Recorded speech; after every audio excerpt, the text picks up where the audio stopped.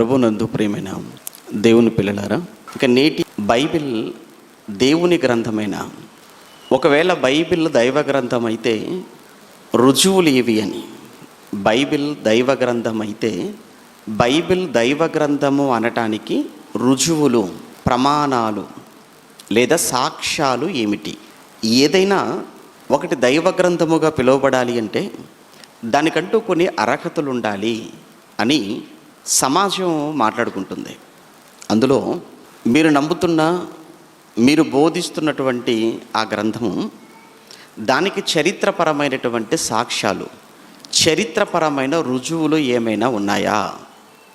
అది మొట్టమొదటిది. బైబిలుకు చరిత్రపరమైన ఎవిడెన్సెస్ లేదా చరిత్రపరమైనటువంటి రుజువులు కోకొల్లలుగా ఉన్నాయి అని ఆల్రెడీ మనం రెండవ ఎపిసోడ్లో మనం మాట్లాడుకున్నాం. ఆల్రెడీ రెండవ భాగంలోనే బైబిల్కున్న చరిత్రపరమైనటువంటి ఆధారాల గురించి సాక్ష్యాధారాలతో విత్ ప్రూఫ్స్తో మనం మాట్లాడాం. కనుక బైబిల్ చారిత్రక పుస్తకము అని ఎవరైనా కానీ ఒప్పుకొని తీరాలి. ఇక రెండు, బైబిల్కు భౌగోళికమైన ఆధారాలు ఏమైనా ఉన్నాయా, లేదా బైబిల్కు పురావస్తు శాస్త్ర సంబంధిత ఆధారాలు ఉన్నాయా అంటే, బైబిల్కు వ్రాయబడిన ప్రతి సంఘటనకు, ప్రతి సందర్భానికి కూడా భౌగోళికమైనటువంటి ఆధారాలు, అంతేకాదు బైబిలులో చెప్పబడినటువంటి వ్రాయబడిన ప్రతి సంఘటన కూడా అది జరిగింది, అది వాస్తవం అని ఈ మధ్యకాలంలో సైతం పురావస్తు శాస్త్రవేత్తలు, ఆర్కియాలజిస్టులు అంటున్నాం, వారి యొక్క పరిశోధనలో, వారి యొక్క తవ్వకాలలో కూడా అనేకమైన రుజువులు బయటపడటం. కనుక బైబిల్కు ఈ పురావస్తు శాస్త్ర సంబంధమైన ఆధారాలు కూడా బైబిల్కు ఉన్నాయి అని, అలానే శాస్త్రీయమైన ఆధారాలు బైబిల్కు ఉన్నాయా అని ప్రశ్నిస్తున్నారు. అంటే సైంటిఫిక్ ఎవిడెన్సెస్. ఎందుకంటే ఇది మతం అనేది మనిషి ఊహల్లో నుంచి కదా వచ్చింది. మనిషి ఊహల్లో నుంచి, మనిషి ఆలోచనల నుంచి వచ్చిన దానికి రుజువులు ఎక్కడుంటాయి అని వాళ్ళ నమ్మకం అవతల వారిది. కనుక వారికి ఉన్న నమ్మకాన్ని బట్టి బైబిల్ను ప్రశ్నించారు. కనుక బైబిల్ దైవ గ్రంథం అయితే బైబిల్కు సైంటిఫిక్ ఎవిడెన్సెస్, శాస్త్రీయమైన ఆధారాలు ఎక్కడా? బైబిల్కు చాలా శాస్త్రీయమైన ఆధారాలు ఉన్నాయి. ఈ శాస్త్రీయమైన ఆధారాల గురించి మనం నెక్స్ట్ ఎపిసోడ్లో మనం మాట్లాడుకుంటాం. కాకపోతే బైబిల్ ఏదైనా ఒక పుస్తకం అది దైవ గ్రంథముగా పిలువబడాలి అని అంటే చరిత్రపరమైన రుజువులు కావాలట, భౌగోళికపరమైన రుజువులు కావాలట, పురావస్తు శాస్త్ర సంబంధమైన ఆధారాలు కావాలి, శాస్త్రీయమైన ఆధారాలు కావాలి, అలానే ప్రవచనాత్మకమైనటువంటి రుజువులు కావాలి, ప్రజా సమస్యలకు పరిష్కారాన్ని చూపించేదిగా బైబిల్ ఉండాలి, ఫైనల్గా దేవుడు దీనికి అధికారిక ముద్ర వేసి ఉండాలి. ముఖ్యంగా 7. కనుక ఈ 7 ఒక్కొక్క దాని గురించి మనం మాట్లాడుకుంటున్నాం. ఈరోజు బైబిల్ ప్రవచనాత్మకమైనటువంటి ఆధారాలతో కూడుకున్నది. గత నెలలో పురావస్తు ఆధారాలు బైబిల్కు ఉన్నాయని మాట్లాడుకున్నాం. అలానే చరిత్రపరమైన ఆధారాలు బైబిల్కు ఉన్నాయని అంతకు మునుపు ఎపిసోడ్లో మాట్లాడుకున్నాం. ఈరోజు బైబిల్ ప్రవచనాత్మకమైన సాక్ష్యాలు, ఆధారాలు కలిగింది. ప్రియులారా, బైబిల్ ఎంత గొప్పదో మనం మాట్లాడుతున్నప్పుడు సహజంగా ఎవరి గ్రంథాన్ని గురించి వాళ్ళు గొప్పగా చెప్పుకోవటం అనేది సమాజంలో ఉన్న నానుడి. మీరు క్రైస్తవులు కనుక, మీరు నమ్ముతున్నది బైబిల్ కాబట్టి మీ బైబిల్ గురించి మీరు ఎంతైనా మాట్లాడుకుంటారు. ఇదొకటి. కనుక మనం ఎంత మాట్లాడుతున్నా కానీ అవతల వ్యక్తి నుంచి వచ్చేటువంటి మాట కావచ్చు, స్పందన కావచ్చు, ఇలానే ఉంటుంది. అందుకే మనం ఏంటంటే ప్రతి విషయాన్ని కూడా సాక్ష్యాధారాలతో మనం ముందు పెడుతున్నాం. ఇక మన బాధ్యత ఎంతవరకు అని అంటే చెప్పేంతవరకే తప్ప వాళ్ళని నమ్మించాలనేటువంటి ఆలోచన ఎప్పుడూ మనకు లేదు. బైబిల్ కూడా ఒప్పుకోలేదు. సకల జనులకు సాక్ష్యార్థమై మీరు చెప్పండి. బైబిల్ మన మీద పెట్టిన బాధ్యత ఎంతవరకు, క్రీస్తు మన మీద మోపిన బాధ్యత ఎంతవరకు అని అంటే మీరు చెప్పారా లేదా అంతే. ఎవరైనా కానివ్వండి, పెద్దవాళ్ళు అనుకున్న వాళ్ళు మంచి చెప్పటం వరకే తప్ప మంచి ఎవరు బలవంతంగా చేయించరు. లోకంలో మాట్లాడుతుంటారు కదా, ఏదో గుర్రాన్నట ఎక్కడ దాకా తీసుకెళ్ళగలమట, నీటి దాకా తీసుకుని వెళ్ళగలమే కానీ దాని చేత మనం నీళ్లు త్రాగించలేం. అది దాని పని, త్రాగటం, తీసుకెళ్ళటం మన పని. అలానే బైబిలు ఇది దైవ గ్రంథమని నమ్మించే నమ్మకమైన కలిగి వాళ్ళకు అవసరమైన ఆధారాలన్నీ కూడా వాళ్ళ ముందు పెట్టడం వరకే మన పని సమాజం ముందు. ఇక వాళ్ళు నమ్ముతారా లేదా అనే విషయాన్ని అది మనం వారికి విడిచిపెట్టాలి. అంతే తప్ప మీరు నమ్ముతారా లేదా అని మనం అనవలసిన అవసరత లేదు. అది వాక్యానికి విరుద్ధం, మర్చిపోకూడదు. అది వాక్యానికి విరుద్ధం. యేసు గురించి చెప్పడం వరకే తప్ప నువ్వు యేసు నమ్ముతావా లేదా అని బలవంత పెట్టవలసిన అవసరం మనకు లేదు. ఒకవేళ అలా మాట్లాడితే అలా కూడా మనం నేరస్తులం అయిపోతాం బైబిల్ ప్రకారంగా. పీనల్ కూడా కాదు, బైబిల్ ఒప్పుకోదానికి, పీనల్ కూడా తర్వాత. కనుక బైబిల్కున్న లిమిట్స్, యేసుక్రీస్తుల వారు మనకు పెట్టిన హద్దులు కూడా మనం ఎట్టి పరిస్థితుల్లో దాటకూడదు. ఇక బైబిల్ ప్రవచనాత్మకమైన అంటే బైబిల్లో ఎన్నో విషయాలు ముందుగా చెప్పబడ్డాయి. అలా చెప్పబడినటువంటి ప్రతి విషయం కూడా ఆయా కాలాలలో ఆయా సమయాలలో అవన్నీ కూడా నెరవేరినట్లుగా మనకు కనబడుతుంది. ఇక బైబిలు ఇది నిజంగా దేవుని యొక్క ఆవేశము, దేవుని యొక్క ఆలోచనలో నుంచే కలిగిందని చెప్పటానికి పేతురుగారు రాసిన 2వ పత్రికలో మీ అందరికీ తెలిసిన మాట, 1వ అధ్యాయం 20 నుంచి 22 వచనాలు. పేతురుగారు రాసిన 2వ పత్రిక 1వ అధ్యాయం 20-22 వచనాలలో అక్కడ చెప్పబడిన మాట ఏంటంటే దేవుని మూలముగా పలికిరి. అందులో ఒక ప్రధానమైన మాట ఏంటంటే దేవుని మూలముగా పలికిరి. ఇది ఒకటి మీరు గుర్తుంచుకోండి. ఇక రెండవ మాట ఏంటంటే తిమోతికి రాస్తారు పౌలు గారు తిమోతికి రాసినటువంటి 2వ పత్రిక 3వ అధ్యాయం 16వ వచనం ప్రకారముగా దైవావేశము వలన కలిగిన ప్రతి లేఖనము అన్నాడు. అంటే పేతురు గారు రాసిన ప్రకారంగా కావచ్చు, అలానే అక్కడ తిమోతి గారి ద్వారా దేవుడు రాయించిన దాని ప్రకారంగా కావచ్చు, ఈ 2 మాటలను బట్టి ఒక విషయం మనకు అర్థమైంది ఏంటంటే ఇది దేవుని యొక్క ఆవేశం, దేవుని ఆలోచన వలన కలిగినది అని. ఇది ఇక బైబిల్ అనగానే మనకు తెలుసు కదా, బైబిల్ అంటేనే పుస్తకముల సముదాయం. బైబిల్ అనే పదం ఏదైతే ఉందో ఇది యాక్చువల్గా ఇంగ్లీష్ వర్డ్. బైబిల్ అనేది ఇంగ్లీష్ పదం. యాక్చువల్గా ఒరిజినల్గా ఈ బైబిల్ అనే పదం, ఈ బైబిల్ అనే ఇంగ్లీష్ పదం ఇది ఎక్కడి నుంచి వచ్చింది అన్నట్టుగా మీకు తెలుసు, గ్రీకు నుంచి వచ్చిన పదం ఇది. గ్రీకులో బిబ్లాస్ అనేటువంటి గ్రీకు పదం నుంచి బైబిల్ అనేటువంటి పదం వచ్చింది. ఇంతకీ బిబ్లాస్ అనేటువంటి ఆ గ్రీకు పదానికి లేదా బైబిల్ అనేటువంటి ఈ పదానికి తెలుగులో అర్థం ఏంటంటే గ్రంథము. గ్రంథము అనేది ఏంటంటారంటే కొన్ని పుస్తకముల సముదాయం. ఇప్పుడు ఎన్ని పుస్తకాలు ఉన్నాయి బైబిల్లో? 66 పుస్తకాలు ఉన్నాయి. 66 బుక్స్ ఉన్నాయి. ఈ 66 పుస్తకాల సముదాయము ది బైబిల్. దీనికి ఉన్న మరొక పేరు ఏంటంటే ది హోలీ బైబిల్, పరిశుద్ధ గ్రంథం.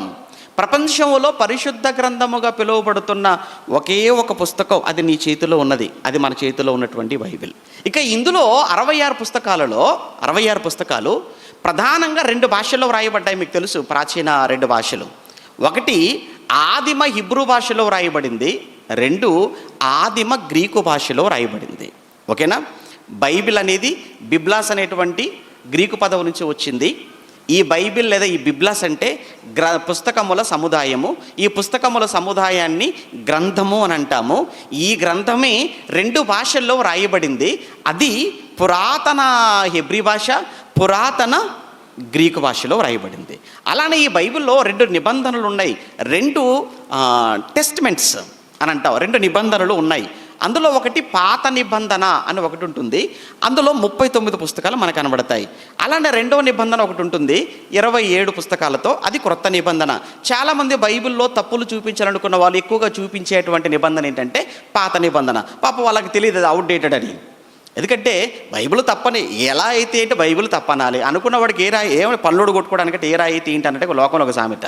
ఆడ ఉద్దేశం ఏంటంటే బైబిల్ తప్పని చెప్పాలనుకున్నవాడు, బైబిల్ మీద నింద వేయాలనుకున్నవాడు అది ఏ నిబంధన అయితే వాడికేంటి? ఈ విషయం తెలుసా? నేను ఒక మాట అనాలనుకున్నాను, నువ్వేమైతే నాకేంటి, నువ్వు ఎవరైతే నాకేంటి. నేను నిన్ను అనాలనేది నా ఇంటెన్షన్, అది నీ మీద నింద వేయాలనేది నా ఉద్దేశం. నిన్ను చెడ్డవాడిగా చెప్పటమే, చూపించటమే నా ఉద్దేశమైనప్పుడు నీ గురించి నేను ఏమైనా అంటాను. నువ్వు చేసినా అంటాను, చేయకపోయినా అంటాను. ఎందుకంటే నువ్వంటే నాకు ఇష్టం లేదు. ఇది మనిషి యొక్క నైజం.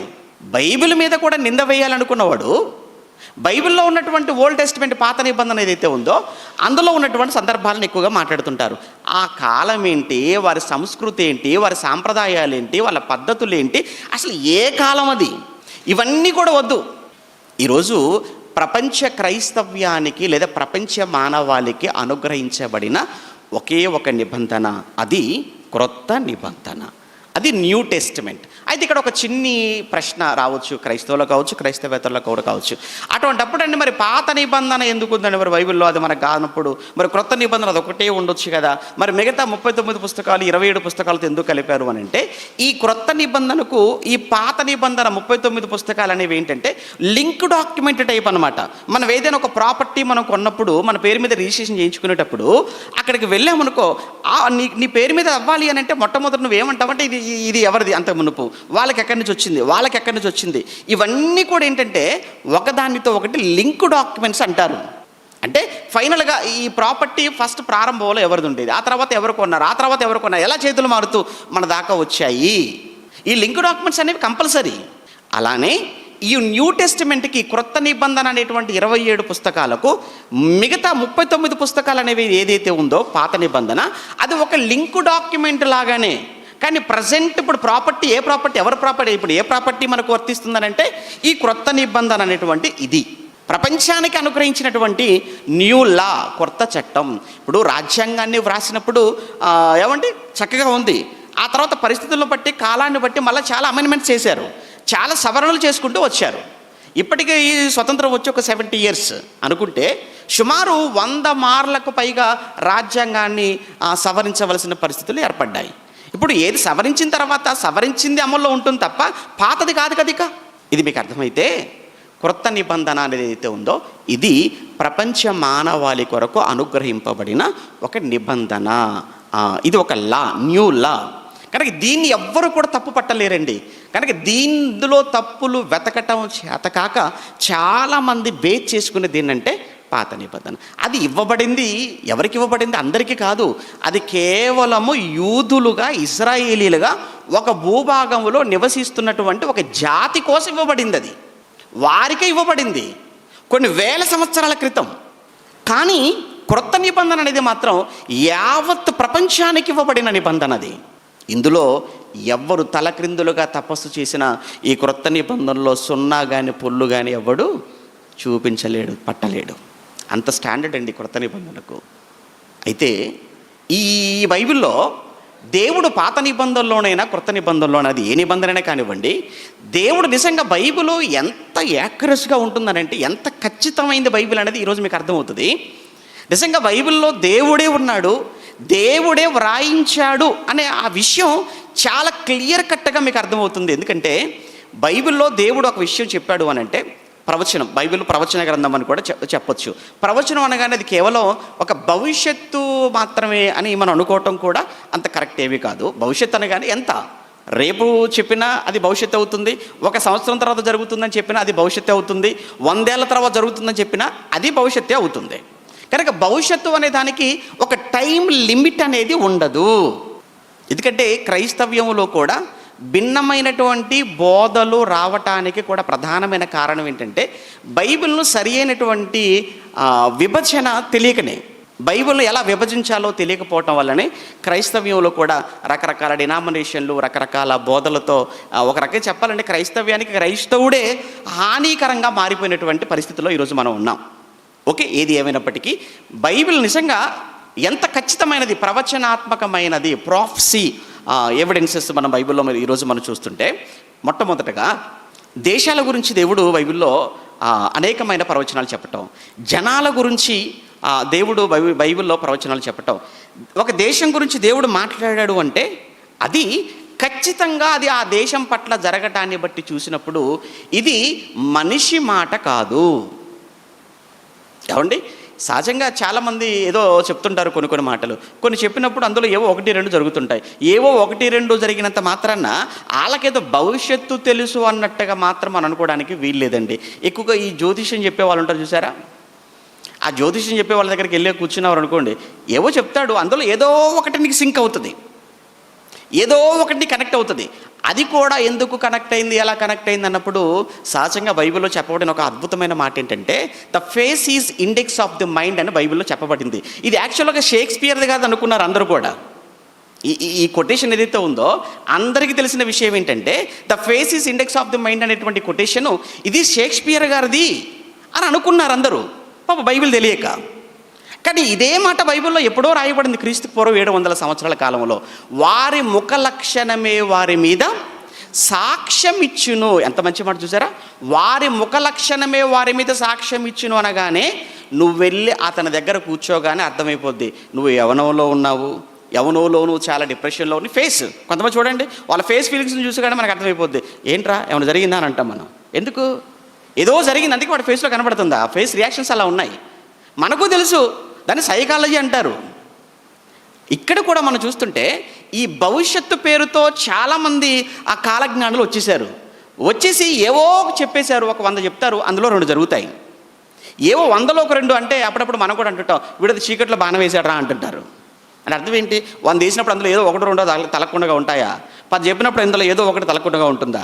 దానికి ఇతను ఏదో మేధావి, జ్ఞాని, కాలజ్ఞానం తెలిసినవాడు, భవిష్యత్తు తెలిసినవాడని మనం గొప్పలను చేసాం వాళ్ళందరినీ కూడా. అది కాదు బైబిలులో దేవుడు చెబితే ఎంత ఖచ్చితంగా ఉంటుందో, దేవుడు చెప్పింది అక్షరాలుగా ఎలా నెరవేరిందో ఈ విషయాలు మీరు చూసినప్పుడు చాలా ఆశ్చర్యపోతారు. అందులో 1 2 మాత్రం, ఎందుకంటే మనకున్న సమయాన్ని బట్టి ఎక్కువ కాకుండా కొన్ని విషయాలలోనే నేను చెప్పినటువంటి ఈ విషయాన్ని మీరు మనసులో పెట్టి దాన్ని మీరు చూడండి, చాలా తేటగా మీకు అర్థమవుతుంది. అందులో మొట్టమొదటిగా ఇది క్రీస్తుకు పూర్వం 975 సంవత్సరాలు. ఏమండి, నేను ఇయర్స్తో సహా చెబుతున్నానంటే అక్కడే మీకు అర్థం కావాలి. నేను ఆ యుగం ఈ యుగం అని చెప్పండి, నేను మీకు అర్థమైందా? ఇది ఆ యుగంలోనో లేకపోతే ఇంకా ఇప్పుడు 1,00,000 ఏళ్ల క్రితం 2,00,000 ఏళ్ల క్రితం అట్లా చెప్పదు బైబిలు. ఏమంటే ఖచ్చితంగా చెప్తున్నాను, క్రీస్తుకు పూర్వం 975. మీరు రాసుకొని గూగుల్లో సెర్చ్ చేయండి. ఏమంటే అంత ఖచ్చితంగా ఉంటుంది మన బోధ, మీకు తెలుసు కదా. క్రీస్తుకు పూర్వం 975లో ఏమంటే యునైటెడ్గా ఉన్నటువంటి, యునైటెడ్ కింగ్డమ్గా ఉన్న, అంటే ఐక్యరాజ్యముగా ఉన్నటువంటి ఇశ్రాయేలు రాజ్యం 2 ముక్కలుగా విడిపోయింది. ఏమంటే మీకు అర్థమైందా? యునైటెడ్ కింగ్డమ్, ఐక్యరాజ్యముగా ఉన్నటువంటి ఇశ్రాయేలు భూభాగం 2 రాజ్యాలుగా విడిపోయింది. 2014 వరకు ఆంధ్రప్రదేశ్గా ఉన్నటువంటి మన రాష్ట్రం 2014లో 2 రాష్ట్రాలుగా విడిపోయింది. అప్పటి వరకు మన రాష్ట్రం ఎలా ఉంది, ఒకే రాష్ట్రంగా ఉంది. ఇది మీకు అర్థమైతే, ఒకప్పుడు యునైటెడ్ కింగ్డమ్ ఇశ్రాయేల్ రాజ్యం అంతా ఒక్కటిగా ఉంది. ఎంతవరకు అని అంటే దావీదు గారు సొలొమోను గారు పరిపాలించినంత వరకు. మొట్టమొదట సౌలు రాజై 40 సంవత్సరాలు పరిపాలించాడు. ఆ తర్వాత దావీదు రాజు అవుతాడు, తర్వాత 40 సంవత్సరాలు ఆయన పరిపాలిస్తాడు. తర్వాత సొలొమోను రాజు అవుతాడు, ఆయన కూడా 40 సంవత్సరాలు పరిపాలిస్తాడు. ఈ సొలొమోను తర్వాత ఆయన కొడుకు రెహబాము అధికారంలోనికి వస్తాడు. ఈ రెహబాము అనేటువంటి రాజు అధికారంలోకి వచ్చిన తర్వాత వాడి మూర్ఖ పరిపాలన బట్టి, వాడి మూర్ఖతను బట్టి ఏమైపోయిందంటే రాజ్యం 2 ముక్కలైపోయింది. మన నార్త్ ఇండియా సౌత్ ఇండియా లాగా అది నార్దర్న్ ఇజ్రాయెల్, సదరన్ ఇజ్రాయెల్. అంటే ఉత్తర ఇజ్రాయేలు, దక్షిణ ఇజ్రాయేలు. ఈ దక్షిణ ఇజ్రాయేల్ని ఏమన్నారు అని అంటే యూదా రాజ్యము అని పిలిచారు. ఈ యూదా రాజ్యానికి 2 గోత్రాలు వచ్చాయి. అంటే మన రాష్ట్రం కూడా విడిపోయినప్పుడు తెలంగాణకు 10 జిల్లాలు, ఆంధ్రాకు 13 జిల్లాలు. ఇప్పుడు 10 కాస్త 30 జిల్లాలు అయిపోయాయి. మన ఇష్టం లేడు, చేసుకుంటే ఎన్నడూ చేసుకోవచ్చు, దానిదే ఉంది. ఆ రోజు ఏంటంటే యూదా రాజ్యం విడిపోయినప్పుడు 2 గోత్రాలు వచ్చేసాయి. ఆ తర్వాత ఇశ్రాయేలీలు వాళ్ళు 10 గోత్రాలు, ఏమంటే వాళ్ళు 10 గోత్రాల వాళ్ళు సపరేట్గా ఉత్తరానికి వెళ్ళిపోయారు. ఇక్కడ యూదా రాజ్యానికి ఇక్కడ ఒక రాజు, అక్కడ ఇశ్రాయేల్ రాజ్యానికి అక్కడ ఒక రాజు ఉన్నాడు. వెరీ గుడ్, ఇంతవరకు మీరు గుర్తుంచుకోండి. ఇక్కడ జరిగినటువంటి ఒక ప్రాఫెసీ, ఇక్కడ జరిగిన ఒక ప్రవచనం ఏంటంటే, అక్కడ 10 గోత్రాలకు సంబంధించినటువంటి ఉత్తర రాజ్యాన్ని ఏలుతున్న రాజు, అతని పేరు యెరోబాము. ఇది చెప్పాను కదా, ఇప్పుడు ఇది బీసీ ఎంతని చెప్పాను, టైం 1975. క్రీస్తుకు పూర్వం 975వ సంవత్సరములో జరిగినటువంటి సంఘటన. చెబుతున్నది అబద్ధం అనుకుంటే మీ అందరి చేతుల్లో స్మార్ట్ ఫోన్లు ఉంటాయి, ఖచ్చితంగా ఒక నెట్ బ్యాలెన్స్ ఉంటే తర్వాత చెక్ చేసుకుని ఇప్పుడు వద్దు. ఖచ్చితంగా మీరు కొట్టండి 1975 జెరోబామ్ అని మీరు కొట్టండి. నేను చెప్పింది అక్కడ మీకు డిస్ప్లే అవుతుంది. రైట్, ఎప్పుడైతే ఇతను యెరోబాము అధికారంలోకి వచ్చేసాడో, ఇక్కడ ఈ 10 గోత్రాల ప్రజలు వీళ్ళు ఎక్కడ మరలా యెరూషలేముకు వెళ్ళిపోతారో, యూదా రాజ్యానికి వెళ్ళిపోతారు. ఎందుకంటే యెరూషలేం అనగా తెలుసు కదా, బంగారు దేవాలయం. చాలా ప్రతిష్టాత్మకంగా సొలొమోను గారు కట్టించినటువంటి అతి గొప్పదైనటువంటి దేవాలయం అక్కడ ఉంది. కనుక ఈ ప్రజలు దేవాలయానికి దర్శనాల పేరుతో ఇక్కడి నుంచి అక్కడికి వెళ్ళిపోవటం వలన అన్ని విధాల పన్నులు, అన్ని విధాల ట్యాక్సెస్ అన్నీ దేశానికి వస్తాయి. మనకేం వస్తుందో ట్యాక్స్ ఒకటి. రెండు, వెళ్ళిన వాళ్ళు అక్కడే ఒకవేళ సెటిల్ అయిపోతే మేము ఇక్కడ బలహీనం అయిపోతామో, ఆ రాజ్యం బలపడిపోతుంది కదా అని రాజకీయ తెలివితేటలు బోల్డని ఉంటాయి కదండి, రాజకీయాలు చాలా ఉంటాయి కదా. కనుక రాజకీయంగా ఆలోచించాడు యరొబాము, రాజకీయంగా ఆలోచించి ఇమ్మీడియట్గా ఏం చేశాడు అని అంటే, అక్కడ ఉన్నటువంటి యెహోవా ఆ దేవునికి బదులుగా, అక్కడున్న దేవాలయానికి బదులుగా ఇక్కడ బేతేలులో వీడు ఒక దేవాలయాన్ని, ఒక బలిపీఠాన్ని కట్టించేశాడు. వీడి సొంతగా ఒక బలిపీఠాన్ని కట్టించి అక్కడ ఒక 2 దూడలను, బంగారు దూడలను చేయించి ఆ 2 బంగారు దూడలనే మన దేవతలు అని ప్రతిష్ఠించి, ఇక్కడ ఆ యాజకులు ఇతను సొంతగా కొంతమంది యాజకులను అర్చకులు అంటారు కదా, వాళ్ళని వీడు సొంతగా పెట్టించేశాడు. ప్రజలందరినీ కూడా మనలను ఐగుప్తులో, మన ఈజిప్టులో బానిసలుగా ఉన్న కాలంలో మన మొర విన్నది ఈ దూడలే, మనల్ని నడిపించింది ఇవే, మనల్ని తీసుకొచ్చింది ఇవే అని ప్రజలందరినీ కూడా డైవర్ట్ చేసేసాడు. డైవర్ట్ చేసి మొత్తానికి ప్రజలందరినీ కూడా దైవ విరోధమైన, దైవ వ్యతిరేకమైన కార్యక్రమం వైపుకు మళ్లించాడు. ఇది జరిగింది చరిత్రలో. ఎప్పుడైతే బలిపీఠము కట్టి మొట్టమొదట ఆ రోజు యెరొబామే స్వయంగా వచ్చి బలి అర్పించాడో, ఇది చూసిన దేవుడు వెంటనే ఒక దైవజనుడిని అక్కడికి పంపించాడు. ఒక దైవజనుడు పేరు మాత్రం చెప్పబడలేదు, కానీ ఒక దైవజనుడు అన్న పదాన్ని ఉపయోగించబడింది బైబిల్లో. ఆ దైవజనుడు వచ్చేసి ఆ యెరొబాముకు ఇచ్చేటువంటి శాపం, అంటే ఆ యెరొబాముకు, ఆ తర్వాత ఆ బలిపీఠానికి, ఆ బలిపీఠము దగ్గర పూజ చేసేటువంటి యాజకులకు ఫైనల్గా దీని భవిష్యత్తు ఎలా ఉంటుందో అన్న సంగతిని అక్కడికక్కడ దైవజనుడు పంపించి అతనికి ఏం చెప్పిస్తున్నాడో, వార్నింగ్ ఏం చెప్తున్నాడో ఒక్కసారి మీ బైబిల్ విప్పి మీరు చూడాలి. ఏమంటే ఒక్కటి చాలు, ఏదో అంటారు కదా సామెత, ఏదో అన్నం అంతా ఉడికిందో లేదో తెలియాలంటే అన్నం మెతుకులన్నీ చూడాల్సిన పని లేదు, అంటే ఒక మెతుకు సరిపోతుంది కదా అంటారు కదా. అంటే బైబిల్ దైవ గ్రంథం అనడానికి ఒకటి కాదు, ఒకవేళ ఒక్కొక్క మెతుకు చూసుకుంటూ వెళ్ళిపోయినా కానీ బోల్డని ఉంటాయి. సరే, అర్థం చేసుకునే వాళ్ళకి 1-2 సరిపోతుంది కదా. కనుక ఇక్కడ మనం చూస్తే రాజుల మొదటి గ్రంథం 13వ అధ్యాయం, రాజుల మొదటి గ్రంథం 13వ అధ్యాయంలో చాలా జాగ్రత్తగా వినండి. రాజుల మొదటి గ్రంథం 13వ అధ్యాయం వచనం చూడండి, 2వ వచనం నుంచి చూద్దాం. రాజుల మొదటి గ్రంథం 13వ అధ్యాయం 2వ వచనం నుంచి, ఆ దైవజనుడు యెహోవా ఆజ్ఞ చేత బలిపీఠమునకు ఈ మాట ప్రకటన చేసెను.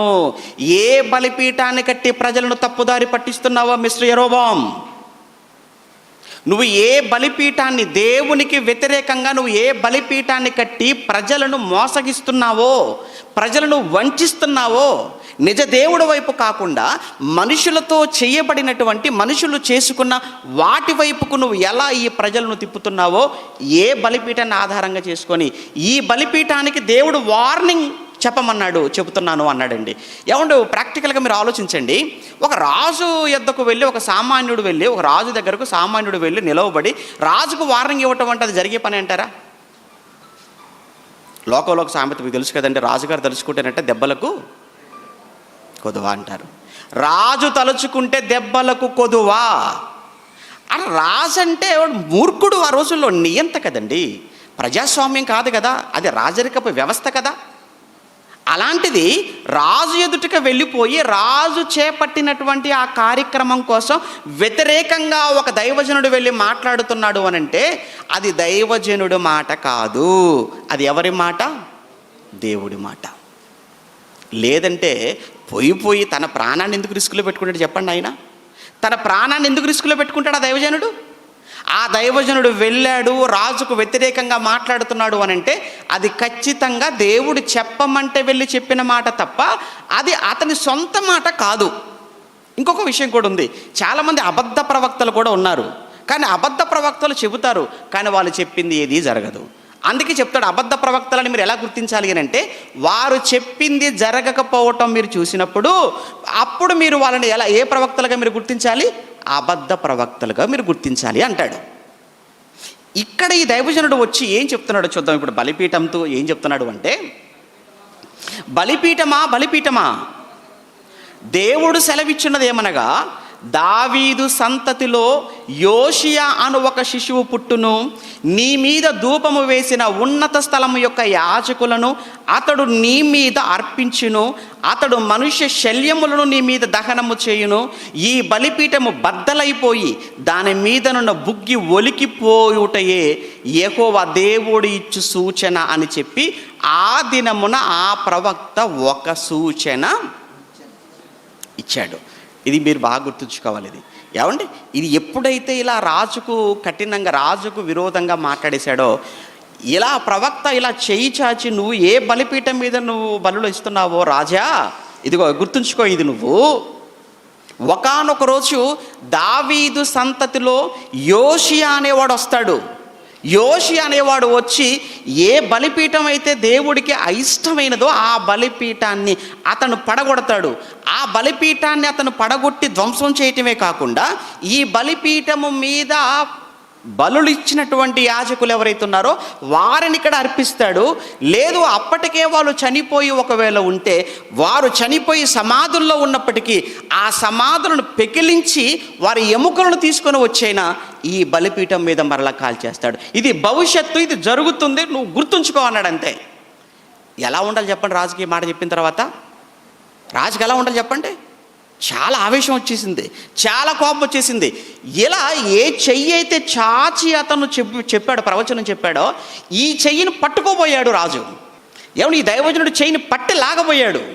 వెంటనే ఏ చెయ్యి అయితే దైవజనుని పట్టుకోవటానికి చాచాడో ఆ చెయ్యి ఎండిపోయిన ఎముకలా మారిపోయిందట. వెంటనే భయపడిపోయి బ్రతిమలాడుకున్నాడట. మరలా దేవుని వేడుకుంటే వాడికి చెయ్యి మంచిదైంది. కానీ ఇక్కడ చెప్పబడినటువంటి మాట, ఇక్కడ మూడు ముఖ్యమైన విషయాలు ఇందులో మీరు గమనించండి. ఒకటి, యోషియా అనేటువంటి రాజు వస్తాడు. అదే కదా అక్కడ చెప్పబడింది. అక్కడ యోషియా అనేటువంటి ఒక రాజు వస్తాడు. ఆ వచ్చే రాజు ఎవరి సంతానం నుంచి వస్తాడని చెప్తున్నాడు? దావీదు సంతానం. దావీదు సంతానము అనంటే, దావీదు అనంటే అది యూదా రాజ్యం. మర్చిపోకూడదు, అది ఏ రాజ్యం? అది యూదా రాజ్యం. ఇక్కడ యూదా రాజ్యంలో ఉన్న యోషియా అనేవాడు మీ రాజ్యానికి సంబంధించిన ఈ బలిపీఠం మీద దాడి చేస్తాడు అని చెబితే ఆడికి ఎంత కోపంగా ఉండాలి చెప్పండి? చాలా కోపంగా ఉంటుంది. ఇప్పుడు పాకిస్తాన్ ప్రధాని దగ్గరికి వెళ్ళి, పాకిస్తాన్లో ఉన్నటువంటి ఒక వ్యక్తి ఆ పాకిస్తాన్ ప్రధానితో, ఇదిగో మరొక సంవత్సరంలో భారతదేశం మన మీద దాడి చేసి మొత్తాన్ని కూడా ధ్వంసం చేస్తుందని చెప్పాడు అనుకోండి, ఆయన బతకనిస్తారా చెప్పండి? ఆ క్షణానికి ఆయన వెంటనే మూసేస్తారండి. కానీ ఇక్కడ మీరు చూడండి, ఏమంటే ఎంత ధైర్యం ఉండాలండి ఈ దైవజనుడికి, ఎంత ధైర్యం ఉండాలి. ఏంటి అతనుకున్న ధైర్యం అంటే, ఇది ఆయన మాట కాదు. ఎవరి మాట? అది దేవుని మాట. ఇక్కడ ఉన్న విషయాలు ఏంటంటే, దావీదు వంశం గొప్పది, యూదా రాజ్యం గొప్పదిగా ఉంటుంది, మీ రాజ్యం బలహీనమైపోతుందని ఇండైరెక్ట్గా ఒకటి చెప్పాడు. రెండో విషయం ఏంటంటే, ఇక్కడ ఆ యోషియా అనేటువంటి ఒక రాజు పేరు చెప్పాడు. ఆ రాజు ఎవరి సంతానం నుంచి వస్తాడని చెప్పాడు? దావీదు సంతానం నుంచి వస్తాడని చెప్పాడు. ఇక్కడ ముఖ్యంగా మనం గమనించవలసిన మొదటి విషయం ఏంటంటే, అసలు యోషియా అనేటువంటి అతను ఇంకా పుట్టలేదు. యోషియా అనేటువంటి అతను ఇంకా పుట్టలేదు. ఇది ఎప్పుడు చెప్పింది? 975. మర్చిపోకండి, ఇది ఎప్పుడుది? 975.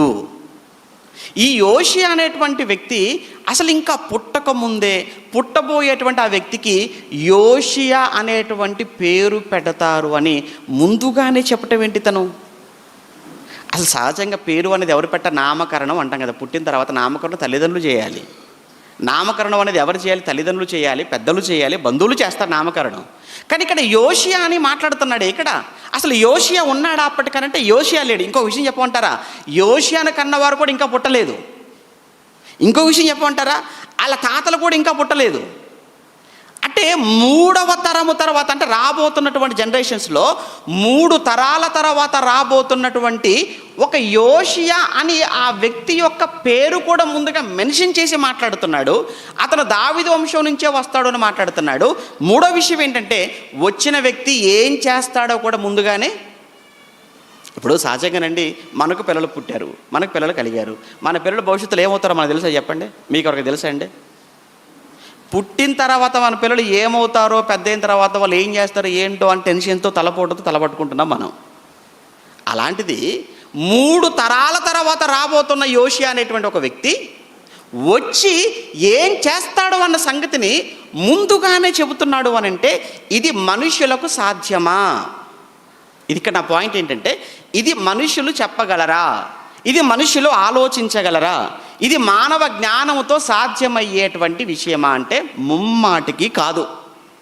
కనుక ఇందులో దేవుడు చెప్పిన భవిష్యత్తు, దేవుడు చెప్పిన ప్రవచనమే తప్ప ఇతను మాట కాదు. ఇంకోటి విషయం చెప్పంటారా, ఇప్పుడు ఈ ప్రవచనం చెప్పాడు ఈ దైవజనుడు, ఇతను ఉంటాడంటే ఇతను కూడా లేడు. ఇతను చెప్పాడు, చచ్చిపోయాడు. ఇతను చెప్పాడు, చనిపోయాడు. ఇతను చెప్పి చనిపోయినప్పటికి కూడా ఇతను చెప్పింది ఒకానొక రోజు అక్షరాలుగా నెరవేరింది. ఎప్పుడు నెరవేరింది? ఎంతకాలం తర్వాత నెరవేరింది? నిజంగా యోషియా అనే అతనే వచ్చాడా? వచ్చినంత నిజంగా బలిపీఠములు పడగొట్టాడా? నిజంగా ఒకవేళ బలిపీఠములు పడగొట్టడమే కాదు, నిజంగా శల్యములు అంటే సమాధులను కూడా తొలగించి మరలా ఎముకలు తీసుకొచ్చేసి దాని మీద ఆయన కాల్ చేశాడా? నిజంగా ఇది జరిగితే అప్పుడు చెప్పండి, బైబిల్ దైవగ్రంథాన్ని ఒప్పుకుంటాం అని ఒకవేళ మీరంటే రాజుల 2వ గ్రంథం వెళ్దాం, అదే గ్రంథంలోకి వెళ్ళిపోదాం. రాజుల 2వ గ్రంథం 22వ అధ్యాయం. ముందుగా రాజుల 2వ గ్రంథం 22వ అధ్యాయం 1వ వచనం చూద్దాం. రాజుల 2వ గ్రంథం 22వ అధ్యాయం 1వ వచనం. యోషియా ఏలన ఆరంభించినప్పుడు, యోషియా వచ్చాడు మర్చిపోకూడదు. యోషియా మనకి ఇక్కడ కనిపించాడు. ఈ యోషియా గురించి ఎప్పుడు చెప్పాడు ప్రవచనం దేవుడు? రాజుల 1వ గ్రంథం 13వ అధ్యాయం 2వ వచనంలో యోషియా గురించి చెప్పాడు. ఏమండి, అక్కడ రెహబాము తర్వాత ఎంతోమంది రాజులు, ఎక్కడో ఆల్మోస్ట్ ఏంటంటే యూదా రాజ్యం యొక్క ముగింపులో వచ్చాడండి. ఆల్మోస్ట్ ముగింపు, ఎండింగ్ టైం అన్నమాట. యోషియా వచ్చాడు, మొత్తానికి యోషియా వచ్చాడు. అవునండి, యోషియా వచ్చాడు, వెరీ గుడ్. వచ్చిన యోషియా నిజంగా ఆయన ముందుగా చెప్పినట్టు ఆ బలిపీఠములను పడగొట్టాడా? అది మాకు కావాలి. అది అది జరిగిందా లేదా అదే మన పాయింట్ అనుకుంటే చూద్దాం. అది కూడా అదే రాజుల 2వ గ్రంథం 23వ అధ్యాయం. అదే రాజుల 2వ గ్రంథం 23వ అధ్యాయం 15-16 వచనాలు. రాజుల 2వ గ్రంథం 23వ అధ్యాయం 15-16 వచనాలు. బేతేలులోనున్న, అదే మర్చిపోకూడదు, ఆ బలిపీఠం ఎక్కడుందో తెలుసా? అది మీరు రాజుల 1వ గ్రంథంలో 13లో చదువుకున్నప్పుడు ప్రారంభం చదువుకుంటే బేతేలు అన్నమాట మీరు చూస్తారు. బేతేలు అంటే ఏంటంటే, బేతేలు అనేటువంటి ఏంటంటే ప్రాచీన ఇజ్రాయేలులో అది ఒక పట్టణం. బేతేలు అనేది ఏంటంటే ఒక పట్టణం అండి, పురాతన ఇజ్రాయేల్. అందులో ఈ బేతేలు అనేటువంటి ఒక పట్టణం, ఆ పట్టణంలో కట్టినటువంటి బలిపీఠం అనమాట. అందుకే దానికి బేతేలు బలిపీఠము అన్నారు. రైట్, ఇప్పుడు చదవండి 15వ వచనం. బేతేలులోనున్న బలిపీఠమును ఉన్నత స్థలములను అనగా ఇశ్రాయేలు వారు పాపము చేయుటకు. ఎందుకంటేనంటే దేవుడికి పాపం అంటే అసహ్యం. మరలా చెప్తున్నాను, ఏమండి, బైబిల్లో మనం నమ్మిన దేవుడు ఆయన పాపాన్ని అసహించుకునే దేవుడు. మీకు తెలుసు కదండి, ఆయనకి పాపం అంటే చాలా చాలా కోపం. పాపం అంటే చాలా అసహ్యమైన. ఆయన ఏమని చెప్పుకున్నాడో తెలుసు కదా మన గురించి, ఆయన గురించి, నేను పరిశుద్ధుడను గనుక మీరు కూడా ఎలా ఉండాలి అన్నాడు. అదండి, ఎంత మంచి బైబిలు, ఎంత మంచి దేవుడు, ఎంత మంచి మాటలు కదండి. నేను పరిశుద్ధుడను గనుక మీరును పరిశుద్ధులుగా ఉండండి అన్నాడు ఆయన. పాపం అంటే అస్సలు పడదు ఆయనకు. చెప్పినా వినకపోతే ఆయన కోపాన్ని చూడవలసి వస్తుంది. మన పిల్లల పట్ల మనము కూడా చాలా ప్రేమ కలిగి ఉంటాం. వాడు మన ప్రేమను వాడు చులకనగా తీసుకొని, మన ప్రేమను వాడు చనువుగా భావించి వాడు తప్పులు చేసుకుంటూ వెళ్ళిపోతుంటే అయినా మనం ప్రేమను చూపిస్తామా? వెంటనే మన రూపం మారిపోతుంది, మనలోని కోపం బయటకు వచ్చేస్తుంది. నిన్నటి వరకు ప్రేమించాం, ఈరోజు ఎందుకు కోపగించుకున్నాం? పిల్లలు చేసిన పనును బట్టి. అలానే దేవుడు చాలా మంచివాడు, ఆయన మాట విన్నంత వరకు. ఎప్పుడైతే దేవుడి మాటను కాదని పాపానికి వెళ్ళిపోతామో అప్పుడు దేవుడు చాలా కోపగించుకుంటాడు మనుషుల మీద. అవే జరిగాయి బైబిల్లో మనకు అక్కడక్కడ. అవి చూపించి ఏదో అట్లా ఇట్లా అని ఏదో మాట్లాడుతుంటారు, వదిలేని వాళ్ళ గురించి. ఇక్కడ మాత్రం మనం చూస్తుంటే ఏమంటే ఆ యోషియా గురించి ఏమన్నాడు? యోషియా ఇశ్రాయేలు వారు పాపము చేయుటకు కారకుడైన నెబాతు కుమారుడగు యెరోబాము కట్టించిన, ఆ పదం చూడండి, యెరోబాము కట్టించిన. ఎక్కడ యెరోబాము కట్టించాడు చదువుకున్నాం కదా, రాజుల 1వ గ్రంథం 13లో చదువుకున్నాం.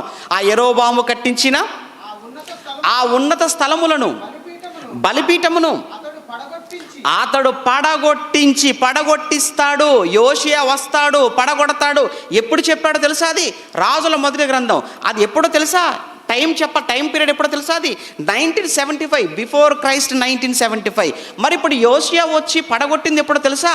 క్రీస్తుకు పూర్వం సుమారు 625. చెప్పిందేమో యోషియా వస్తాడు పడగొడతాడని చెప్పిందేమో 975. ఇతను వచ్చి పడగొట్టింది ఎప్పుడో తెలుసా?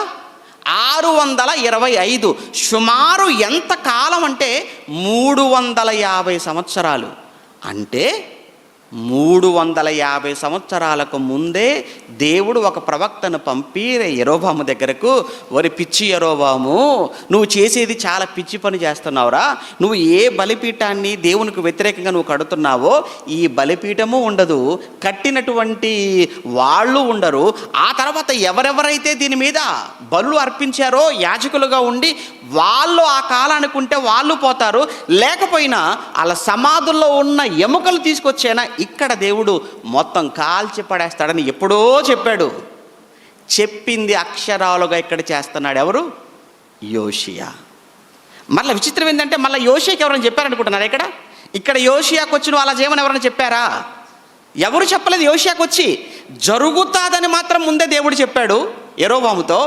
యెరోబాము పోయాడు, 350 సంవత్సరాలు గడిచిపోయాయి. యోషియా తనకు తానుగా చేస్తున్న కార్యం ఇది.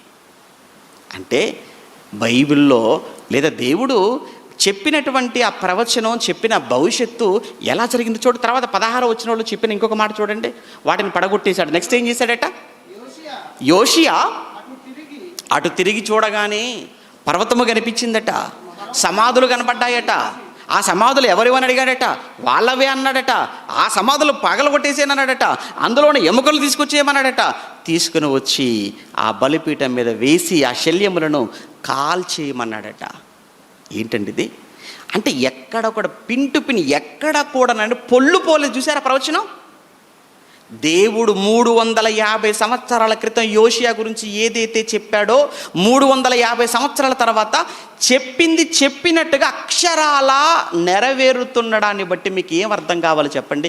ఇది మనిషి చెప్పిందంటారా? మనిషి ఆలోచన అని అంటారా? దేవుడే చెప్పినటువంటి, దేవుడే వ్రాయించినటువంటి పుస్తకం అని మీరు నమ్ముతారా? మీ ఇష్టం. ఇలా మాట్లాడితే, ఇలా చెబితే ఎన్నైనా చెప్పగలను. అన్ని ఆధారాలు ఉన్నాయి, అన్ని ఎవిడెన్సెస్ ఉన్నాయి. ఎందుకు బైబిల్ ప్రపంచంలో అత్యధికంగా అమ్ముడవుతూ, బైబిల్ ఎందుకు అత్యధికంగా ప్రింట్ అవుతుంది, అత్యధిక మంది చేత ఎందుకు చదవబడుతుంది, అత్యధిక మంది చేత ఎందుకు ఆదరింపబడుతుంది, అత్యధిక భాషల్లోకి ఎందుకు అనువదింపబడింది అని అంటే బైబిల్కున్న ప్రూఫ్స్ అలాంటివండి. బైబిల్కున్న సాక్ష్యాధారాలు అలాంటివి. కాబట్టి ఇది ఒక యోషియా గురించి అన్నట్టుగా ఒక విషయం మనం కాసేపు పక్కన పెడదాం. ఇంకొక విషయం చెప్తాను మీకు. ఏమండి బైబిల్లో రాజండి, ఆ రాజు గురించి మాకెందుకండి అని అనుకోవచ్చు ఒకవేళ ఎవరైనా. సరే, ఓకే, హిస్టరీ గురించి మాట్లాడుకుందాం, చరిత్ర గురించి మాట్లాడుకుందాం. చరిత్ర మీకు తెలుసు కదా, వరల్డ్ హిస్టరీ గురించి మాట్లాడతాను. ఇప్పుడు వరల్డ్ హిస్టరీ గురించి ప్రపంచ చరిత్ర కోసం మాట్లాడదాం. ఏంటి ప్రపంచ చరిత్ర కోసం బైబిల్లో రాయబడిందా? ఏ చరిత్ర కావాలో చెప్పు నీకు. ఏ చరిత్ర లేదు బైబిల్లో. బైబిల్లో లేని చరిత్ర ఏముంది? ప్రపంచాన్ని క్రీస్తుకు ముందు పరిపాలించిన సామ్రాజ్యాల గురించి కూడా బైబిల్లో రాయబడింది. క్రీస్తుకు ముందు ప్రపంచాన్ని పాలించిన 4 సామ్రాజ్యాలు. అందులో మొదటిది బబులోన్ అయితే, 2 మెడో పర్షియన్ అయితే, 3 గ్రీక్ అయితే, 4 రోమన్ ఎంపైరిజం. ఇందులో బబులోను గురించి చెప్పబడినటువంటి ప్రవచనం అండి. విషయం ఏంటంటే ఈ ఇశ్రాయేలీలు బబులోను చెరలోనికి వెళ్ళారు. బాగా వినండి. ఇశ్రాయేలీలు లేదా యూదులైన వారు బబులోను చెరలోనికి వెళ్ళారా? యూదులు బబులోను చెరకు వెళ్ళారా? తెలుసా లేదా మీకు? వెళ్ళారు. ఎన్ని సంవత్సరాలు ఉన్నారు బబులోను చెరలో? 70 years ఉంటారు. 70 సంవత్సరాలు యూదులు బబులోను చెరలో ఉన్నారు. ఒకటి గుర్తుంచుకోండి. ఏమండి, యూదులు కట్టుక తనకండి, ఇశ్రాయేల్ కట్టుక తనకండి. మరీ ఫూల్స్ అయిపోతారు. ఎందుకంటే ఇప్పటికీ ఉన్నారు యూదులు. ఇప్పటికీ ఉన్నారా లేదా చెప్పండి. ఇప్పటికి ఇశ్రాయేల్ దేశం ఉందా లేదా చెప్పండి భూమి మీద. వాళ్ళ చరిత్రే ఇది, వాళ్ళ హిస్టరీనే ఇది. వెళ్ళాలని అడగండి. బైబిల్లో మీరు 70 సంవత్సరాలట మీ పూర్వీకులు బబులోను కాలంలో మీరు చెరలోనికి వెళ్ళారట కదా అంటే ఎస్ అంటారు వాళ్ళు. నో అని ఎందుకంటారు వాళ్ళు? బోళ్ళని సాక్ష్యాలు ఉన్న తర్వాత అదే బైబిల్లో రాయబడింది. 70 years ఏమంటే చెరలోనికి వెళ్ళిపోయారు. అయితే విషయం ఏంటంటే ఇక్కడ బబులోను సామ్రాజ్యం గురించి వాళ్ళు ఇంకా ఫామ్లోకి రాలేదు. బబులోను ఫామ్లోకి రాలేదు. అంటే బబులోనీలు చాలా చిన్ని రాజ్యముగా ఉన్నారు ఒకానొక సమయంలో సుమారు. ఏమంటే ఆ బబులోను సామ్రాజ్యం ఏంటంటే అది క్రీస్తుకు పూర్వం 2000 సంవత్సరాల నుంచి చరిత్ర కలిగినటువంటి ఏమండి బబులోను. బబులోన్ అంటే మీకు తెలుసు కదా, ఇరాక్ అండి. ఈరోజు మనకు కనబడుతుంది ఇరాక్, బాగ్దాద్, మెసపొతేమియా, యూఫ్రటీస్, టైగ్రిస్ నదులు మధ్యలో ఉన్నటువంటి ఆ భూభాగమే కదా అదంతా కూడా. ఏమంటే బబులోను గురించి. అయితే ఎప్పుడైతే ఈ బబులోను గురించి దేవుడు వాళ్ళు ఇంకా ఫాములోకి రాలేదు. ఇక్కడ యోషియా రాజుగా ఇక్కడ మనం చూస్తున్నాం కదా. యోషియాకు ముందటి కాలంలో ఉన్నటువంటి రాజులలో ఒక ఆయన ఉన్నాడు. ఆయన పేరు ఏంటంటే హిజ్కియా. హిజ్కియా గురించి మీకు ఏం తెలుసు? హిజ్కియా గురించి అంటే హిజ్కియా చాలా మంచి రాజు. ఆయనకు ఒక రోగం వచ్చింది. ఏమంటే దేవుడు చెప్పాడు, హిజ్కియా అన్నీ సర్దేసుకో, ఇల్లంతా చక్కబెట్టేసుకో, మరి ఇంకా నువ్వు రేపటికి ఉండవని చెప్పగానే బాధపడిపోతాడు, ఏడుస్తాడు. ఏడుస్తూ దేవుడికి ప్రార్థన చేశాడు, దేవా నీకోసం ఎన్ని గొప్ప కార్యాలు చేశాను, నీకోసం ఎన్ని యుద్ధాలు చేశాను, నీ పిల్లలు ఎంత చక్కగా కాపాడుకున్నాను, నేను ఎంత నీతిగా పాలించాను, ఎంత న్యాయంగా నడుచుకున్నాను, ఒక్కసారి నన్ను జ్ఞాపకం చేసుకోవా?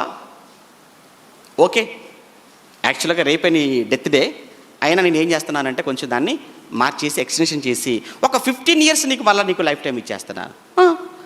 హిజ్కియా అనేవాడు ఏమైనా కట్టుకథ అండి బైబిల్లో? హిజ్కియా అనేటువంటి రాజు కట్టుకథ అనుకుంటున్నారు. ఇదేమైనా బైబిల్లో అనగనగా రాజుకు 7 కొడుకులు, 7 కొడుకులు ఏటికెళ్ళిపోయారు. ఏటికెళ్ళి 7 చేపలు తీసుకొచ్చారు. ఆ చేపలన్నీ ఎండబెట్టారు. ఒక చేప మాత్రం ఎండలేదు, మిగతా చేపలన్నీ ఎండిపోయాయి. ఏమంటే ఆ ఎండని చేపతో రాజకుమారుడు మాట్లాడుతున్నాడు. ఏదో చిన్నప్పుడు చదువుకున్నాం, విన్నాం కదా. అసలు అలాంటి బైబిల్ ఏమైనా ఉన్నాయా? హిజ్కియా అంటే హిజ్కియే, సొలొమోను అంటే సొలొమోనే, దావీదు అంటే దావీదే. అంతే తప్ప అనగనగా దావీదు, అనగనగా సొలొమోను, అనగనగా హిజ్కియా ఎక్కడివి? ఎక్కడ లేదు బైబిల్లో. కనుక హిజ్కియా చావు ఏమంటే రోగం రావటం అది నిజమే, అతనికి 15 years ఎక్స్టెన్షన్ దేవుడు ఇవ్వటం అది నిజమే. అయితే అతను ఆ రోగం నుంచి కోలుకున్నాడు. మొత్తానికైతే కోలుకున్న తర్వాతనండి అప్పటికి బబులోను ఇంకా ఫామ్లోకి రాలేదని చెప్పాను కదా. అప్పుడే నెమ్మదిగా పుంజుకుంటుంది బబులోను. అప్పటికి ఎవరు బలంగా ఉండంటే అష్షూరీయులు బలంగా ఉన్నారు. అష్షూరియన్స్ తెలుసు కదా, నినివే. ఓకే, ఈ అష్షూరియన్స్ బలంగా ఉన్నారు. ఈ బబులోను నెమ్మదిగా పుంజుకుంటున్న సమయంలో అక్కడ ఉన్నటువంటి ఆ బబులోనుకు ఉన్నటువంటి చిన్న రాజు, అతని పేరు మీరు 39వ అధ్యాయంలో మీరు చూడగలిగితే, యెషయా గ్రంథం 39వ అధ్యాయంలో మీరు చూస్తారు. అక్కడ 39వ అధ్యాయం మొదటి నుంచి మీరు చూడగలిగితే అక్కడ ఒక విషయం చెప్పబడుతుంది. అక్కడ ఏమంటే యెషయా గ్రంథం 39వ అధ్యాయం ప్రారంభం నుంచి త్వరగా యెషయా గ్రంథం 39 మొదటి నుంచి, ఆ కాలమందు బబులోను రాజు బలదాను కుమారుడు. చూసారా, బలదాను అనే ఆయన రాజు అనమాట. దేనికి? బబులోనుకు. ఆ బలదాను కుమారుడైన మెరోదగ్బలదాను. ఓకేనా, మెరోదగ్బలదాను అది. ఓకే, మెరోదగ్బలదాను కా కింద బావొత్తు. ఓకేనా, ఆ మెరోదగ్బలదాను అనేటువంటి పేరు ఎవరిది? ఈ బలదాను కుమారుడు. ఈ మెరోదగ్బలదాను ఏం చేశాడు అని అంటే, హిజ్కియా అనేటువంటి రాజు, యూదారాజు కోలుకున్నాడట కదా, బాగయ్యాడట కదా ఇప్పుడు, సరే అని చెప్పి అతని దగ్గరకు కొంతమందిని పంపించాడు. మీరు వెళ్ళండి, అతనికి పుష్పగుచ్చం ఇచ్చారండి, అలానే అతను కొన్ని కానుకలు తీసుకెళ్ళండి, అతని యోగ సమాచారం తెలుసుకుంటండి అని కొంతమంది బబులోను నుంచి ఈ హిజ్కియా రాజు ఎవరు? యూదా రాజ్యానికి రాజు ఇతని దగ్గరికి వచ్చారండి. రాగానే చాలా పొంగిపోయాడు రాజు. హిజ్కియా రాజు చాలా పొంగిపోయాడు. ఏంటి నా కోసం బబులోను రాజు మిమ్మల్ని పంపడం ఏంటి, రండి అని చెప్పేసి చక్కగా రిసీవ్ చేసుకున్నాడు. మనకు కొన్ని సందర్భాల్లో మనం చేసేటువంటి పొరపాటు ఏంటంటే, మనకు ఆనందం ఎక్కువైపోయింది అనుకోండి, వాగ్దానాలు అనవసరంగా ఇచ్చేస్తుంటాం. ఆనందం ఎక్కువైపోయినప్పుడు, సంతోషం ఎక్కువైపోయినప్పుడు, ఆనందంలో సంతోషంలో చేసేటువంటి పెద్ద పొరపాటు ఏంటంటే వాగ్దానాలు ఇచ్చేస్తుంటాం మనం. అరే నీకెందుకు నేను అంతిత్తా అని పెద్ద బిల్డప్లోకి వెళ్ళిపోతాం మనం. ఎందుకంటే ఆనందం అలాంటిది. ఆ సమయంలో ఆ ఆనందం తగ్గిపోతుంది, కాసేపటికి ఉంటుంది కదా, రేపటి తెల్లవారిపోద్ది. అనవసరంగా మాట ఇచ్చేసాను వాళ్ళకు, ఆ సమయంలో ఇవ్వకపోతే బాగుండు కానీ తర్వాత ఫీల్ అయిపోతుంటాం. అది ఎప్పుడు కూడా ఎవడు అత్యుత్సాహంతో ఆనందం ఎక్కువైపోయి అనవసరమైనటువంటి మాటలు మాట్లాడకండి. అక్కడ కొంచెం చాలా జాగ్రత్తగా వివేకంతో ఉండండి. తొందరపడి మాట్లాడకండి, తొందరపడి వాగ్దానాలు చేయకండి. ఇక్కడ హిజ్కియా చేసిన పొరపాటు అదే. ఇక్కడ వచ్చినటువంటి వాళ్ళు ఎవరైతే ఉన్నారో వాళ్ళు కూర్చోబెట్టి టీ ఇచ్చి భోజనం పెట్టి, లేకపోతే ఇంకా మంచి మన చెప్పి పంపితే అయిపోయేది. వీళ్ళు రాగానే ఏం చేశాడంటే, రండి మా ఇంట్లోకి రండి అని చెప్పేసి అని హాల్ చూపించాడు. పర్వాలేదురా, ఓకే, వెరీ గుడ్, మీ ఇల్లు చెప్ప చాలా బాగుంది, రండి అని చెప్పేసి అని అతను బెడ్రూమ్లోకి తీసుకెళ్ళిపోయాడట. సో ఇప్పుడు బెడ్రూమ్ కూడా చూపించుకున్నపో అది నీ కర్మ, అది నీ ఇష్టం అనుకున్నాడు ఆ దేవుడు. ఆ తర్వాత వంటగదిలోకి తీసుకెళ్ళాడట, అది చూపించాడట. ఇల్లు మొత్తం అన్ని గదులు చూపించాడట. అంతవరకు కూడా పర్వాలేదు. ఆఖరికి ఒక రాజ్యానికి రాజుగా ఉన్నప్పుడు వాళ్ళకంటూ కూడా ఒక యుద్ధశాల అనేది ఒకటి ఉంటుంది కదా, ఏమంటే అవన్నీ కూడా ఏంటంటే, మన దేశం ఉందంటే సెక్యూరిటీకి ప్రొటెక్షన్ సంబంధించి ఒక ప్రత్యేకమైన విభాగం ఉంటుంది. ఏం ఆయుధాలు ఉన్నాయి ఏంటో అవన్నీ చాలా సీక్రెట్గా ఉంటాయి. ఇతడు చేసిన పని ఏంటంటే, వాళ్ళు వచ్చిందే రాజులు, వేరే దేశపు రాజులు. వేరే దేశానికి చెందినటువంటి రాజులు వచ్చినప్పుడు నువ్వు నీ ఇల్లు చూపించవచ్చు, నీకున్న సమస్తాన్ని చూపించవచ్చు, కానీ రాజ్యానికి సంబంధించినటువంటి ఈ ఆయుధ కారాగారం ఏదైతే ఉందో అందులో కూడా తీసుకొని వెళ్ళిపోయి మా ఆయుధాలు ఇవి అని వాళ్ళందరికీ బెల్డప్పుల కోసం చూపించావా నువ్వు? ఎప్పుడైతే ఈ హిజ్కియా ఇక్కడ ఇవన్నీ డిస్ప్లే చేసుకుంటూ ఉన్నాడో వెంటనే దేవుడు యెషయాకు చూపించాడు. చూసావా యెషయా, ఆడికి 15 years ఇచ్చాను, ఇంకా సర్లే ఏడుస్తున్నాడు కదా పోనీలే అని చెప్పేసి అని 15 సంవత్సరాలు ఇస్తే, ఇటు చూసావా ఇటు చేసిన పాడు పని ఏంటో. వాళ్ళు అసలు శత్రురాజులు, వాళ్ళకి చూపిస్తాడు తీసుకొచ్చేసి. కనుక నువ్వు వెళ్ళి చెప్పు, భవిష్యత్తులో ఏం జరుగుతుందో నేను చెప్తున్నాను వెళ్ళి చెప్పాను. కానీ వెంటనే యెషయా గారు వచ్చేసారండి ఇప్పుడు హిజ్కియా గారి దగ్గరికి. వచ్చి ఏం చెప్తున్నాడో ఇప్పుడు మీరు చూడండి అక్కడ. తర్వాత మాట చూడండి. యెషయా ప్రవక్త వచ్చాడు. ప్రవక్త వచ్చి ప్రవక్తతో దేవుడు ఏం చెప్తున్నాడు చూడండి అక్కడ. 3వ వచనమా త్వరగా. పిమ్మట యెషయా, ప్రవక్త అయిన యెషయా రాజైన హిజ్కియా యొద్దకు వచ్చి, ఏయ్ హిజ్కియా, ఎవరు వచ్చారట కదా, వచ్చారు. ఎవరు? బబులోనీయులు. వచ్చిన వాళ్ళు ఏమన్నారు అంటే, నా గురించి అన్నీ అంతవరకైనా ఇంకేమైనా జరిగిందా? లేదు, వాళ్ళకి ఇవి చూపించి అవి చూపించంటే, అవన్నీ ఎవరు చూపించమని వాళ్ళు అడిగారా? వాళ్ళు నిన్నేమైనా అడిగారా? వాళ్ళు అడగకుండా నువ్వు చూపించడం నువ్వు చేసిన తప్పే కదా. ఇక గుర్తుపెట్టుకో, ఇప్పుడు ఇది 712, ఇది 712 క్రీస్తుకు పూర్వం, ఇది 712. ఈ సంఘటన జరిగినటువంటి సంవత్సరం ఇప్పుడంటే ఏమంటే క్రీస్తుకు పూర్వం 712లో జరిగింది. ఎప్పుడైతే 712లో యెషయా గారు హిజ్కియా గారి దగ్గరకు వచ్చి మాట్లాడుతున్న ఈ సమయంలో చెప్పాడు, భవిష్యత్తు యోధాది ఎలా ఉండబోతుందనంటే, ఈరోజు వెళుతున్నారు ఈ బబులోనీలు, వెళ్ళిన ఈ బబులోనీలు రేపు అష్షూరుని ఓడిస్తారు, అష్షూరుని జయిస్తారు. అష్షూరును ఓడించి అష్షూరును జయించి వీళ్ళు చాలా పెద్ద రాజ్యంగా మారుతారు. పెద్ద రాజ్యంగా మారిన తర్వాత శక్తి కూడగట్టుకొని నీ దేశం మీదకే వస్తారు, యూదా దేశం మీదకే వస్తారు. వచ్చి ఇప్పుడు నువ్వు చూపించావు కదా అన్నీ చక్కగా, అన్నీ ఎత్తుకొని వెళ్ళిపోతారు. అప్పుడు తడిగుడ్డ నెత్తినేసుకొని కూర్చుందు కానీ. అది చెప్పాడండి ఆయన, అదే చెప్పాడు. 6వ వచనం చూడండి. 6వ వచనంలో ఏం చెప్పాడు? రాబోవు దినములలో ఏమీ మిగలకుండా. చూసారా? ఏ గొంగళ పురుగులు వచ్చి మొత్తం నాకుని వెళ్ళిపోతారు అన్నారు కదా మొదటి ప్రసంగాలు. గొంగళ పురుగులు వచ్చేట మొత్తం ఏం చేసాయట? నాకు వెళ్ళిపోయాయట. అలానే ఇప్పుడు ఈ గొంగళ పురుగుల్లాగా ఈ బబులోనీలు వస్తారన్నమాట యూదా మీదకి. వచ్చి ఏమీ మిగలకుండా మొత్తం నీ ఇంటనున్న సమస్తము, నేటి వరకు నీ పితరులు సంపాదించింది ఏదైతే ఉందో, దాచిపెట్టింది ఏదైతే ఉందో అంతా వెళ్ళిపోతుంది, బబులోనీలు ఎత్తుకొని వెళ్ళిపోతారు అన్నాడండి. ఇది దేవుడు చెప్పాడు, దేవుడు చెప్పేశాడు అన్నాడండి. ఇది ఎప్పుడు చెప్పాడు? 712లో చెప్పాడు. 712లో చెప్పినటువంటి ఈ ప్రవచనం, ఈ ప్రాఫెసీ జరిగిందని నమ్ముతున్నారా మీరు తెలుసా అండి? చరిత్ర తెలుసా? ఇది జరిగిందా లేదా మీరు చెప్పండి. ఇది 712లో దేవుడు ప్రవచనం చెప్పాడు. 712లో చెప్పబడిన ఈ ప్రవచనం ఎప్పుడు జరిగిందా లేదా అంటే జరిగింది. ఎప్పుడు జరిగింది అంటారా? 606 క్రీస్తుకు పూర్వం 606 నుంచి 586 వరకు, సుమారు 20 years. ఈ 20 సంవత్సరాల ఈ నిడివిలో 3 సార్లు యెరూషలేము మీద దాడి చేశాడు నెబుకద్నెజర్, బబులోను సామ్రాజ్య చక్రవర్తి. 3 సార్లు దాడి చేశాడు.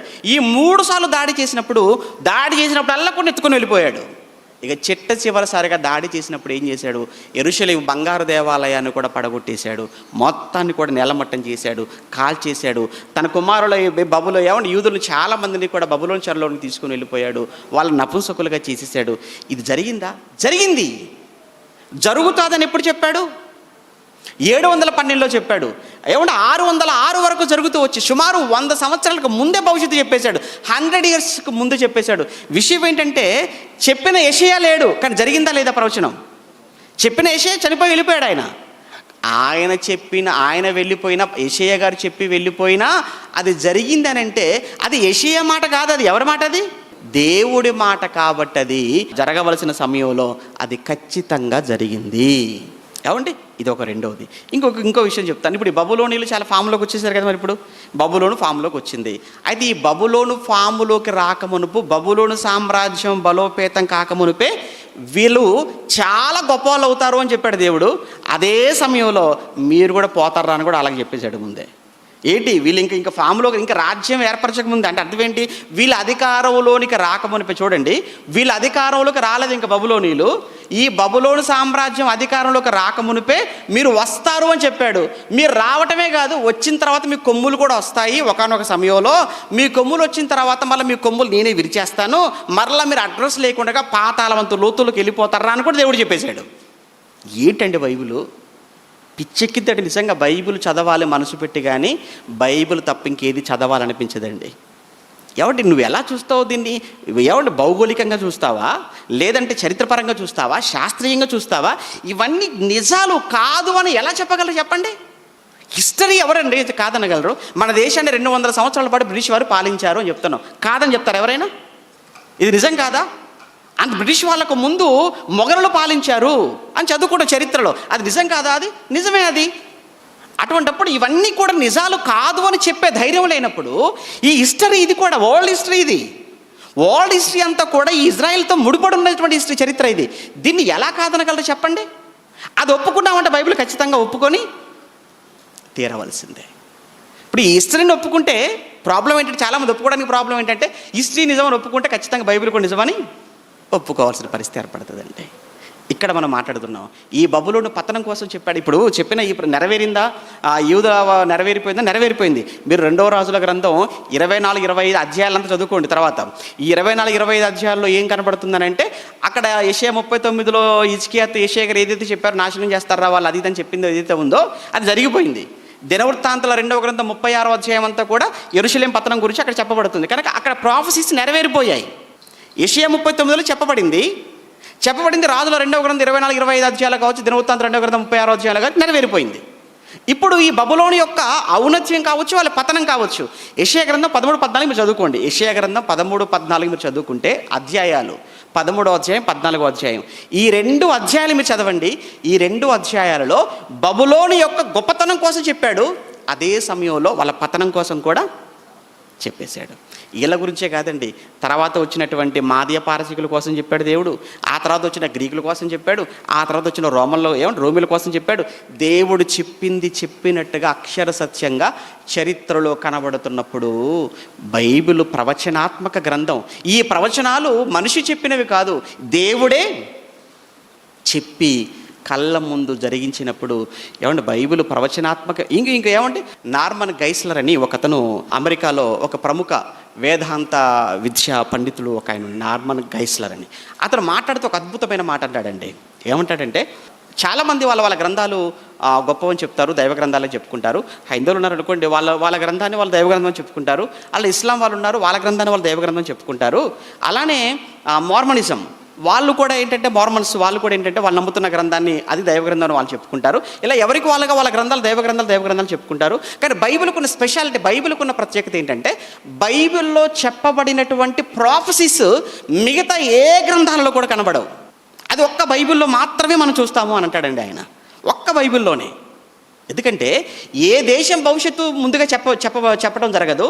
ఆ భవిష్యత్తు చెప్పినటువంటి ఆ భవిష్యత్తు ఏదైతే ప్రవచనం ఏదైతే ఉందో అది అక్షరాల మళ్ళా జరగటం, ఒక జనం కోసం, ఒక ప్రజల కోసం చెప్పటం, ఆ ప్రజల కోసం దేవుడు చెప్పింది ఏదైతే ఉందో అది అక్షరాలుగా కొన్ని 100 సంవత్సరాల తర్వాత కూడా అక్షరాలుగా అలానే వారి పట్ల నెరవేరటం అన్నది ఏదైతే ఉందో వీటి ప్రాఫెసీస్ అంటారు. ఈ విధమైన ప్రవచనాత్మకమైనటువంటి సందేశాలు ఒక్క బైబిల్ గ్రంథంలో తప్ప మిగతా ఏ గ్రంథంలో నాకు కనబడలేదు. ఇది సామాన్యమైన విషయం కాదు. ఇది దేవుడైతేనే చెప్పగలడు, దేవుడైతేనే మాట్లాడగలడు. ఇదంతా ఒకవైపు. ఇక యేసుక్రీస్తుల వారి గురించి మాట్లాడుకున్నాం అనుకోండి. ఎందుకంటే యేసుక్రీస్తుల వారి గురించి కూడానండి అనేకమైన ప్రవచనాలు ముందుగా చెప్పబడ్డాయి కదా. ఇప్పుడు యేసుక్రీస్తుల వారి కోసం ఎంత చక్కగా ప్రవచనాలు ముందుగా చెప్పబట్టవేంటి, యేసు కోసం చెప్పింది చెప్పినట్టుగా జరగటం కూడా మీరు ఆలోచించండి. ఉదాహరణకు యేసుక్రీస్తుల వారు ఒక స్త్రీ యందు పుడతాడు, ఒక కన్యకకు జన్మిస్తాడు. అవునా? బైబిల్లో ఉంది అదే కదా. యేసుక్రీస్తుల వారు కన్యకకు జన్మిస్తాడు అని ఎప్పుడు యెషయా గ్రంథం 7వ అధ్యాయంలో మనం చదువుకున్న మాట. యెషయా 7:14లో ఇదిగో కన్యక గర్భవతి అయి కుమారుణ్ణి అంటుంది. ఎప్పుడో క్రీస్తు ఆయన పుట్టడానికి 700 సంవత్సరాల కాలం క్రితం ఒక యెషయా ప్రవక్త చెప్పిన మాట సరిగ్గా 700 ఏళ్ల తర్వాత మళ్ళా లూకాసు వార్త 1వ అధ్యాయం 34-35 వచనాలకు వచ్చేటప్పటికి గాబ్రియేలు దూత వచ్చి మరియమ్మతో మాట్లాడినప్పుడు మరియా అన్న మాట ఏంటంటే, నేను పురుషుణ్ణి ఎరుగని దానను, ఇది నాకు ఎలా సాధ్యం? అంటే ఆవిడ ఏమని ఒప్పుకుంది? నేను కన్యకను కదా. కానీ నువ్వే కావాలమ్మా, నీకోసమే చెప్పబడింది ప్రవచనం. ఎప్పుడు చెప్పబడింది ఈ ప్రవచనం? ఎప్పుడో 700 ఏళ్ల క్రితం చెప్పబడిన ప్రవచనం సరిగ్గా 700 ఏళ్ల తర్వాత మరియ విషయంలో యేసుక్రీస్తుల వారు పుట్టడాన్ని బట్టి చూస్తుంటే, ఏమండి ఇది మనుషులు అనుకుంటే జరిగేదా చెప్పండి? ప్రవచనాత్మకమైనటువంటి ఆ సందేశాలు కలిగింది బైబిల్. ప్రవచన నెరవేర్పు. ప్రవచనం చెప్పడమే కాదు, నెరవేరాలి కదా. మరలా ప్రవచనం చెప్పడమే కాదు, కన్య గర్భవతి కుమారుని కంటదని చెప్పారు, అది జరగలేదనుకో బైబిల్ ఎలా అవుతుంది? దేవుడి గ్రంథం ఎలా అవుతుంది? మీకు అర్థమైందా? చెప్పటమే కాదు, చెప్పింది ఖచ్చితంగా మరలా జరగాలి. చెప్పాడు, జరిగింది, అందుకు బైబిల్ దైవ గ్రంథం అంటున్నాం. చెప్పిన తర్వాత జరగకపోతే దైవ గ్రంథం కాదు. ఒకటి. 2, చెప్పింది ఒకటి, జరిగింది ఇంకోటి అనుకో, అప్పుడు కూడా బైబిల్ దైవ గ్రంథం కాదు. చెప్పింది జరగకపోయినా దైవ గ్రంథం కాదు. 1. 2, చెప్పింది చెప్పినట్టుగా జరగకపోయినా అందులో ఏమాత్రం మరలా తేడా వచ్చినా అప్పుడు కూడా బైబిల్ దైవ గ్రంథం అని మనం ఒప్పుకోవాల్సిన పని మనకు లేదు. కానీ ఎక్కడా కూడా అవకాశం లేదు నువ్వు దైవ గ్రంథం కాదు అని చెప్పడానికి. ఇక యేసుక్రీస్తుల వారు ఎక్కడ పుట్టాలి, ఎక్కడ పుట్టాలో కూడా ముందుగా చెప్పబడిందండి. విచిత్రం చూడండి. ఎక్కడ పుట్టాలంటే బెత్లెహేములో పుట్టాలి. బెత్లెహేములో పుట్టాలనే విషయం ఆయన పుట్టడానికి ముందు 400 ఏళ్ల క్రితమే మీకా గారు చెప్పారు. యూదయ దేశపు బెత్లెహేమా, నువ్వు యూదా ప్రధానులలో ఎంత మాత్రమూ అల్పమైన దానవు కాదు చెప్పాడు. చెప్పినట్టుగా యేసుక్రీస్తుల వారు ఎక్కడ పుట్టారు? ఆయన బెత్లెహేం. ఇక ఆయన పుట్టిన తర్వాత ఆయన ఏం చేయాలో కూడా ముందుగా చెప్పబడింది. అద్భుతాలు చేస్తాడు అని యెషయా గ్రంథం 53లో చెప్పబడిన మాట కావచ్చు, యెషయా గ్రంథం 35వ అధ్యాయం 5వ వచనంలో చెప్పబడిన మాట కావచ్చు, ఇవన్నీ కూడా మత్తయి సువార్త 11వ అధ్యాయం ప్రారంభ వచనాలలో సరిగ్గా ఆ మాటలు ఇక్కడ యేసుక్రీస్తుల వారి విషయంలో జరగటం మనం చూస్తున్నాం.